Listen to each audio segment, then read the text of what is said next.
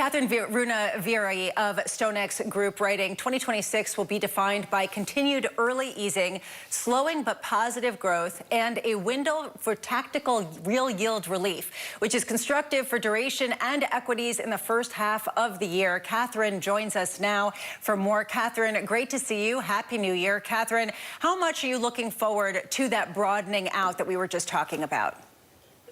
I think the first half we're probably going to continue to see upside in the S&P and a continuation of AI specifically leading the pack. I think in the second half, that's where I think we're going to get a divergence in probabilities. And, you know, consensus is packed around the 7,500. I'm there too.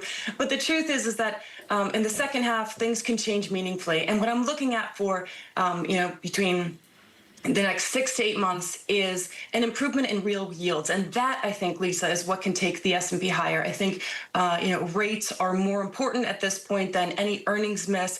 If we get an upside inflation surprise in the second half, we could see a meaningful decline in the S&P.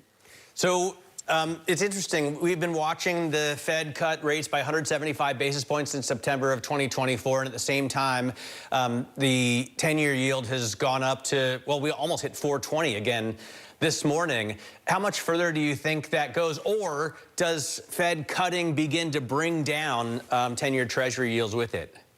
Yeah, I don't think it's one data point or one yield tick that changes equity behavior, but I think it's the spread and the source of the rate move. So if it's, long rates rise quickly because real yields are moving due to repricing of term premium or inflation risks resurge, then equities react immediately to the downside. I think that's different from rates rising because growth is improving. So if you get a fast move driven by inflation or supply stress, I think then you'll get a compression of multiples. That's why I'm focusing so much on rate dynamics rather than anything else like headline growth numbers or earnings. I think the transmission from rates to equities is much faster than earnings. So I think the Fed does cut an additional 50 basis points, probably in the first half, maybe even 75.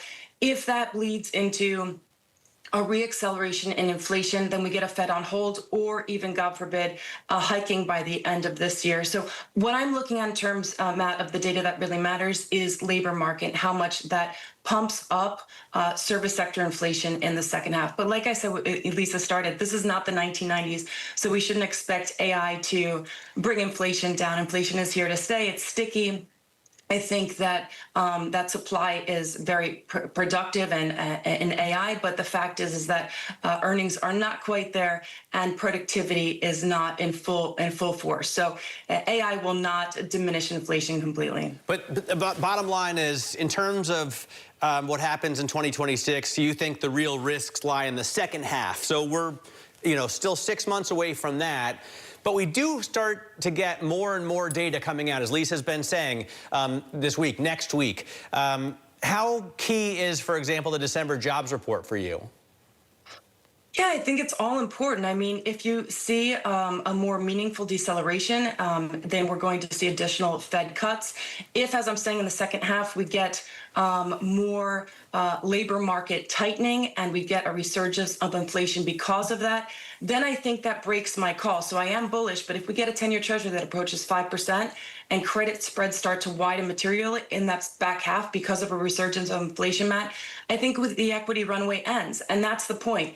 The rates compete directly with equities. So, if borrowing costs rise sharply, financial conditions tighten fast, I think that's where the exact yield level matters. It's a regime change that signals, and I think the equities can move very quickly as a result. And Kathryn, you were saying that is the regime change when the 10-year yield approaches that 5% level, not necessarily the tick, but that regime change kind of competitive edge. How much does the political landscape factor into this, the fact that the midterm elections are coming up and some of the potential incentives that may emerge heading into that?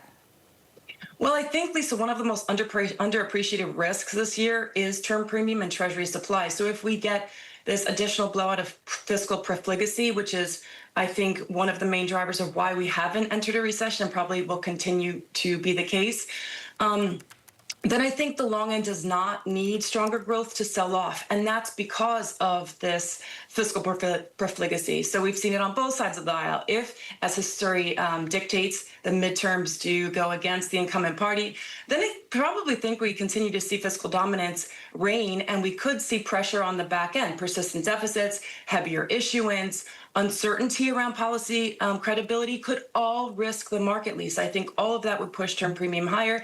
And that's additional risk at the back end of this year, in my view, because it matters. I mean, a rise in term premium can overwhelm policy easing and reset valuations very quickly. What are you looking for in terms of market activity to signify that maybe people are looking elsewhere for diversification away from the Treasury market? Well, I can tell you as a global economist, while going around the world, that everyone's looking at international exposure, so moving away from the U.S., which looks saturated and highly valued, and into emerging markets. So outside of China, there's a lot of interest in Asia and in Latin America specifically. And I concur with that, Lisa, because I think the U.S. dollar continues to move lower, favoring emerging markets. There's juice there. These are countries that have curbed inflation largely, and as a result are bringing down interest rates meaningfully. You can get a lot of juice there, and I think fixed income, especially investors, are looking internationally, and more so in a risk-on environment in the high beta emerging market space. Kathryn Rooney Vera of StoneX Group, thank you so much for being with us.